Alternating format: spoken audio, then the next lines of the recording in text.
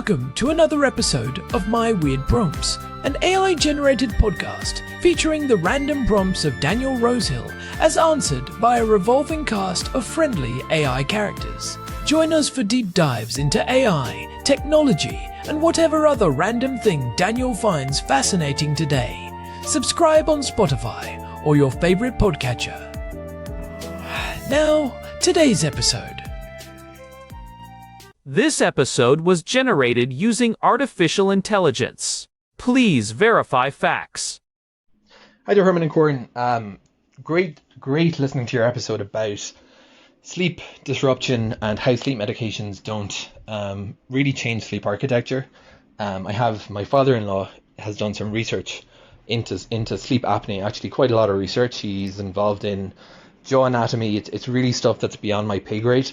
But making orthotics to help people, non-drug interventions for sleep apnea. And I once mentioned to him that I was taking a low-dose creatinine for sleep.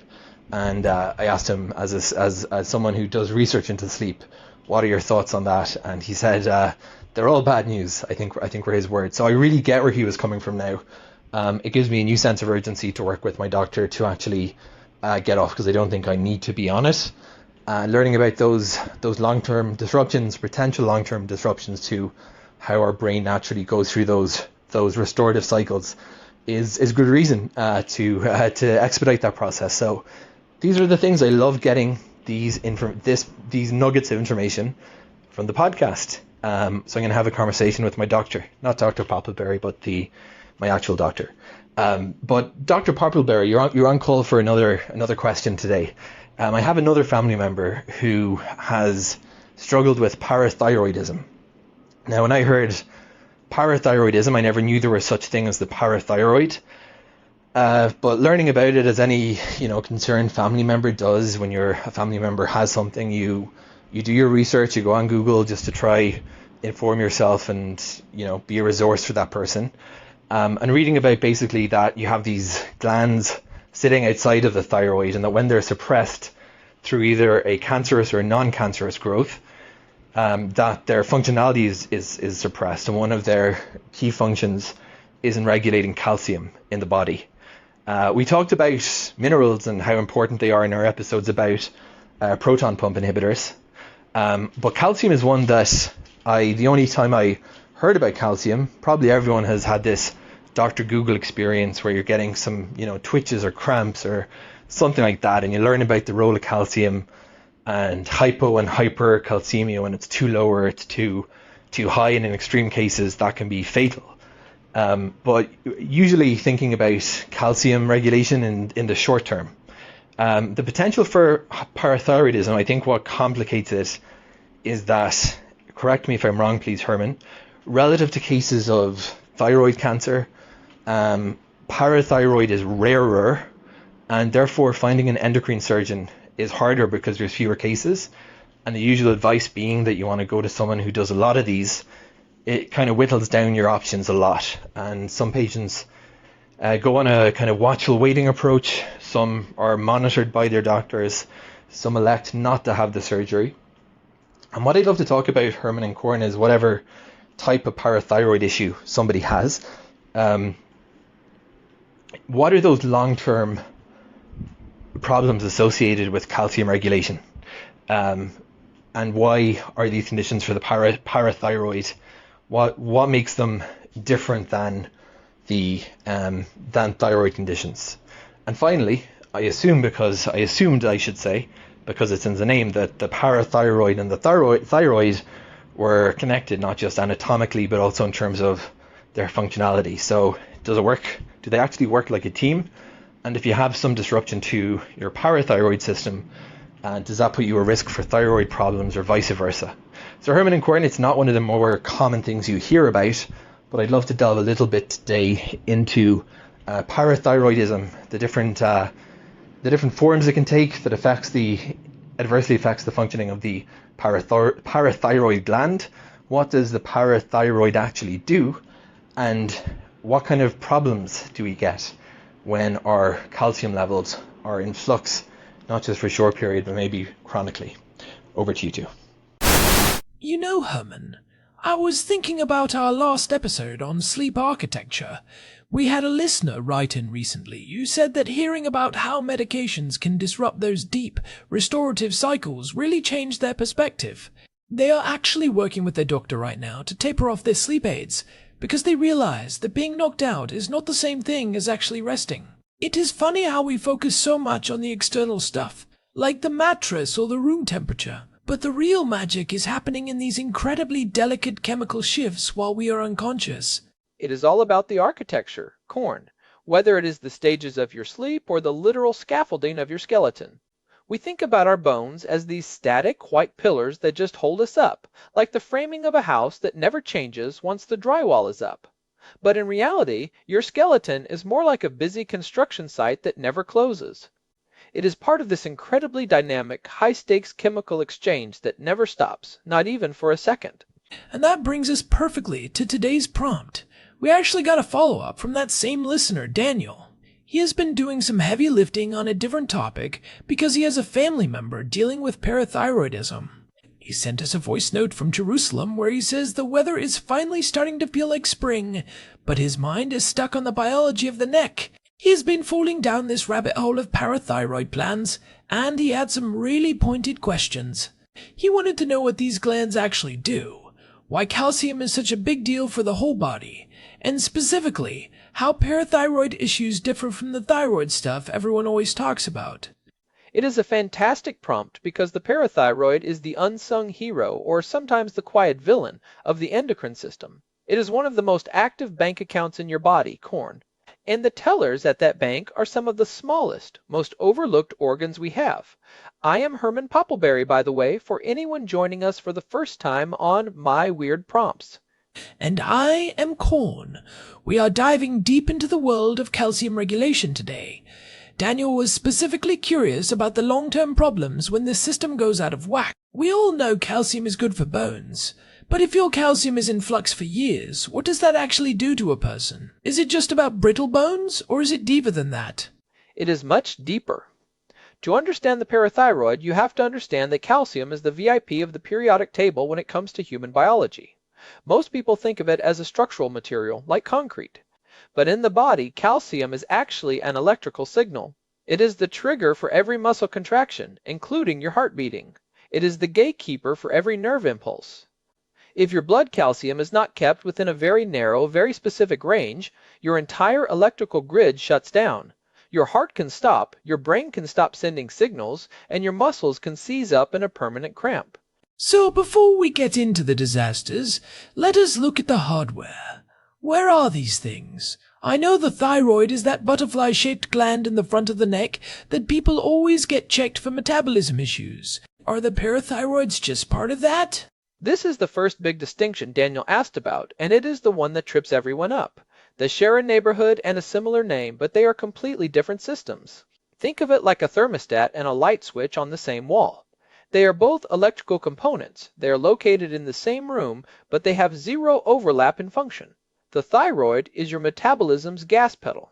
The parathyroid is your blood's calcium regulator. And physically, they are actually attached, right? They are essentially hitchhikers. Most people have 4 of them, and they are usually tucked right on the back of the thyroid gland, 2 on the top and 2 on the bottom. They are tiny, Corn. We are talking about the size of a grain of rice or a small pea. Each one weighs maybe 30 milligrams, but despite their size, they operate a completely independent sensing system. They have these specialized receptors on their surface that are constantly tasting the blood as it flows past, measuring exactly how many calcium ions are floating by. So, if they are so separate, why do they have such similar names? Is it just because of where they are? Exactly. Para means next to, so parathyroid literally just means next to the thyroid. Interestingly, they have different embryological origins too. While the thyroid develops from the floor of the pharynx, the parathyroid glands actually migrate down from the 3rd and 4th branchial pouches during development. They are like travelers who just happen to settle down in the same apartment complex as the thyroid. Daniel asked if a disruption in one system increases the risk for problems in the other. If I have a thyroid issue, does that mean my parathyroids are going to start acting up too? Generally, no. You can have a perfectly healthy thyroid and a diseased parathyroid, or vice versa. They do not talk to each other. However, there is one major exception, and it is anatomical rather than hormonal. Because they are so physically close, if someone has surgery to remove their thyroid, perhaps because of thyroid cancer or a large goiter, the surgeon has to be incredibly careful not to accidentally remove or damage the parathyroid glands or their blood supply. Accidental damage during thyroid surgery is actually one of the leading causes of hyperparathyroidism, which is when the system becomes underactive. Okay, so let us talk about the job description. You called it a bank account. If the parathyroid senses that the calcium in the blood is getting a little low, how does it get those numbers back up? It is a three-pronged attack, and it is remarkably efficient. As soon as those rice grain glands sense a drop in calcium, they release parathyroid hormone, or PTH. This hormone travels through the blood to three main targets. First, it goes to the bones. This is the bank withdrawal. It tells specialized cells called osteoclasts to start dissolving tiny bits of bone matrix to release calcium into the blood. That sounds like a bad deal for the bones if it happens too often. It is a terrible deal for the bones, but the body prioritizes the blood over the bones every single time. The body views the skeleton as a storage locker. It would rather have a weak skeleton and a beating heart than a strong skeleton and a heart that has stopped because of low calcium. The second target is the kidneys.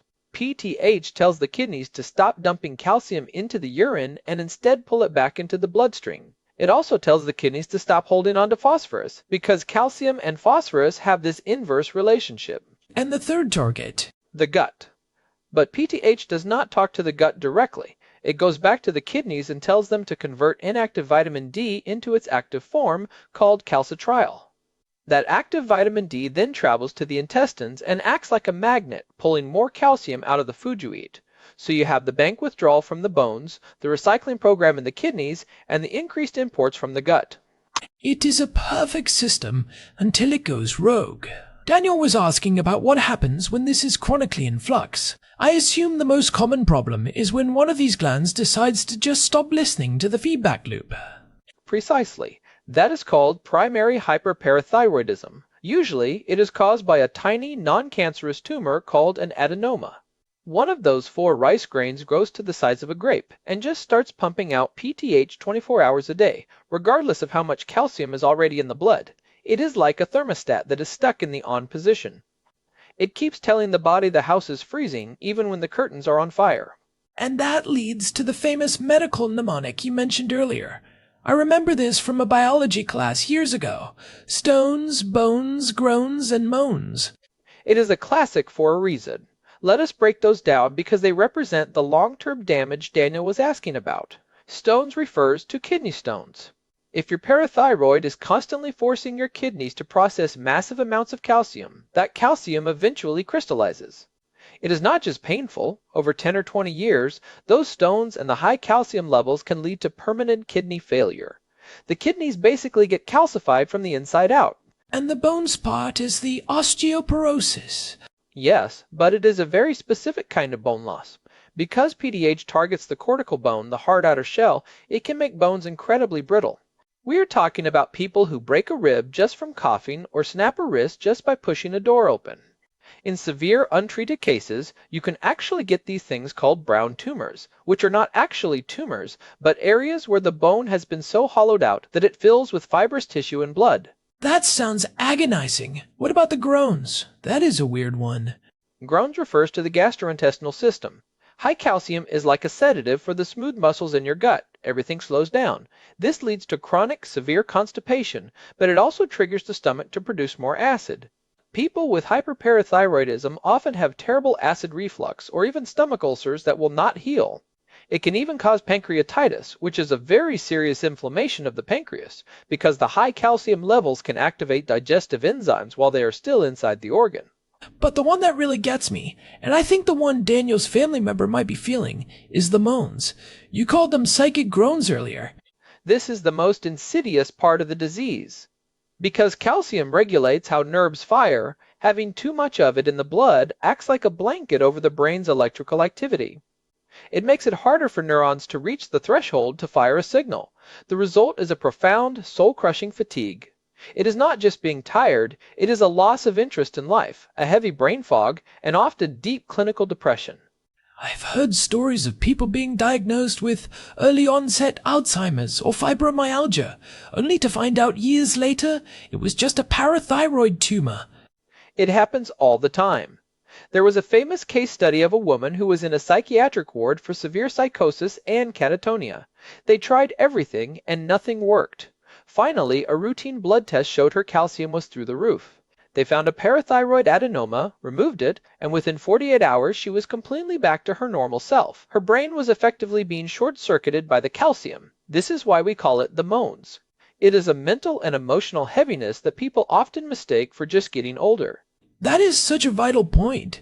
If you are over 50 and you suddenly feel like the spark has gone out of your life, and your bones ache, and you are tired all the time, you should not just accept that as aging. You need to look at the numbers.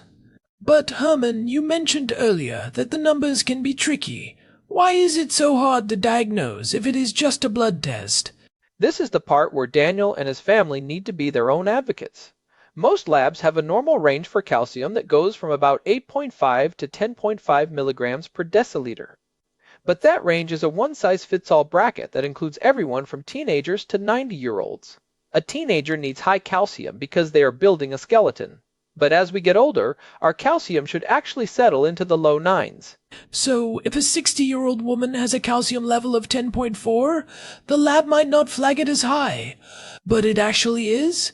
Exactly. It is high for her age, and the real smoking gun is the relationship between calcium and PTH. In a healthy person, if calcium is at the high end of the range, the parathyroid gland should be asleep. The PTH should be very low, maybe in the teens. But if your calcium is 10.4 and your PTH is 65, which is technically in the normal range, that is actually a disaster. It means the thermostat is still running even though the house is already hot. A lot of doctors look at two normal numbers and say you are fine, without realizing that those two numbers should never exist at the same time. It is about the context of the relationship, not just the individual data points. Precisely. You have to measure them simultaneously. If you have high calcium and a PTH that is anything other than near zero, you almost certainly have a parathyroid problem. Let us talk about the other side of the coin for a second. Daniel asked about what happens when calcium is chronically in flux, which could also mean it is too low. Hyperparathyroidism. You mentioned this can happen after surgery, but what is the long-term reality for those people? It is a much harder road, honestly. If you have a tumor, you take it out and you are cured. But if your glands are gone or damaged, you are missing the regulator entirely. Your calcium can crash, leading to tetany, where your muscles just lock up. You get this characteristic tingling in your lips and fingertips. Long term, these people have to take massive amounts of oral calcium and vitamin D. But wait, if they are taking all that calcium, do they still get the kidney stones? They do, and that is the tragedy of it. Because they do not have PTH to tell the kidneys to reabsorb the calcium, all that supplement they are taking just washes straight through the kidneys and into the urine. So people with low parathyroid function often end up with kidney stones and even kidney failure, even though their blood calcium is low. It is a very delicate balancing act. There is a synthetic PTH medication, but as of early 2026, it has had some supply chain issues and is incredibly expensive, so many patients are still stuck with the old school supplement method. It really makes you appreciate these little rice grains. They are doing this complex math every second of the day, so we do not have to. Now, Daniel also asked about the link between the thyroid and parathyroid in terms of risk. We said they do not really affect each other's hormones, but what about vitamin D? We hear so much about everyone being vitamin D deficient these days. How does that mess with the parathyroid? This is where we get into secondary hyperparathyroidism. This is not a tumor, it is the glands doing exactly what they were designed to do, but in response to a bad situation. If you are severely vitamin D deficient, your gut cannot absorb calcium. Your blood calcium starts to dip. The parathyroid glands sense this and they go into overtime. They pump out PTH to try and keep the blood level stable by robbing the bones. So the glands are healthy, but they are being forced to act like they are overactive. Right. They are screaming because they are trying to save you. But if that goes on for years, the glands can actually get physically enlarged from the constant work. This is very common in people with chronic kidney disease. Eventually, they can reach a point called tertiary hyperparathyroidism, where the glands have been screaming for so long that they forget how to turn off, even if you fix the vitamin D or get a kidney transplant. The dial is physically broken. So for Daniel's family member, checking vitamin D is a crucial first step. If the vitamin D is low, that might be why the PTH is high. Yes, but with a huge warning label. If you have a tumor, a primary adenoma, and you take high doses of vitamin D, it can actually push your blood calcium into a danger zone called a hypercalcemic crisis. You have to know which version you have before you start treating it. Is the calcium high or low? That is the fork in the road. High calcium with high PTH is a tumor. Low calcium with high PTH is a vitamin D or kidney issue. We have covered the stones, the bones, the groans, and the moans. But what about the heart? You mentioned earlier that calcium is the trigger for the heart beating. What does 10 or 20 years of high calcium do to the cardiovascular system? This is one of the most important long-term problems Daniel asked about. High calcium in the blood is essentially a toxin for the blood vessels. It leads to something called vascular calcification. The calcium literally starts to deposit itself in the walls of your arteries and on your heart valves. It makes the arteries stiff, which leads to high blood pressure.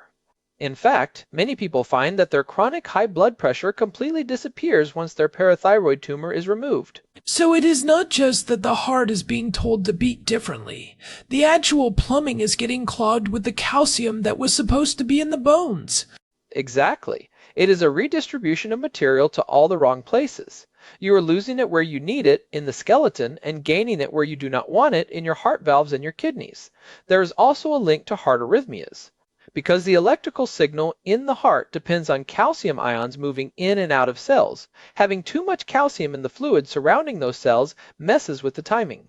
It can lead to atrial fibrillation or other rhythm issues. It is amazing how much of our health comes down to this one tiny element.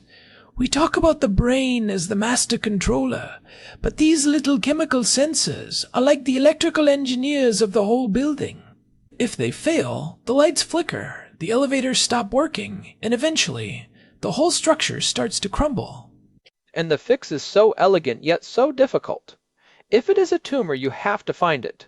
And because these glands are so small and can sometimes migrate to weird places like inside the chest or behind the esophagus, you really need a specialist. This is not a surgery for a generalist. You want an endocrine surgeon who does hundreds of these a year. They use things like systemicity scans, which use a tiny amount of radioactive tracer that the overactive gland soaks up, making it glow on the camera. I have even heard of 4D CT scans being used now to find them. Yes, the technology has gotten incredible. They can even check your PTH levels while you're still on the operating table. They take a baseline, remove the gland they think is the culprit, and then wait 10 minutes. If the PTH levels drop by more than 50%, they know they got it. It is called the Miami Protocol. It allows for much smaller incisions and much faster recovery. That is incredible. So, to wrap this up for Daniel, the roadmap seems to be check the calcium and PTH at the same time, look at the vitamin D, and do not ignore the psychological symptoms. The brain fog and the fatigue are just as much a part of the disease as the bone density. Absolutely. And remember that the body is a whole system. You cannot treat the depression without looking at the calcium, and you cannot treat the high blood pressure without looking at the parathyroid. It is all connected by that one tiny grain of rice in your neck. Well, Herman, I think we have given Daniel and his family a lot to think about. It is a complex topic, but when you realize that calcium is basically the electricity of life, it makes sense why the body protects that balance so fiercely. It really does. It is a reminder that sometimes the smallest parts of us are carrying the heaviest loads. If you are listening and you have a prompt of your own, maybe something that has been bugging you or a medical mystery you have been trying to solve, we want to hear it. Head over to myweirdprompts.com and use the contact form. We have over 500 episodes in the archive now, covering everything from sleep architecture to the weird ways our bodies process minerals. And if you found this helpful, please leave us a review on Spotify or Apple Podcasts. It really does help other people find the show and get the answers they are looking for. This has been My Weird Prompts. Thanks to Daniel for the prompt today, and thanks to all of you for listening. We will be back next time with another deep dive into the strange and fascinating ways our bodies work. Until then, watch your numbers and take care of your bones. Goodbye. Goodbye. This episode was generated using Gemini Flash 3. Text-to-speech engine was Chatterbox Turbo. Thanks for listening to another episode of My Weird Prompts, an AI-generated podcast featuring Daniel Rosehill's AI prompts, as answered by a revolving cast of friendly AI characters including me, Cornelius the Sloth. Subscribe on Spotify or visit myweirdprompts.com.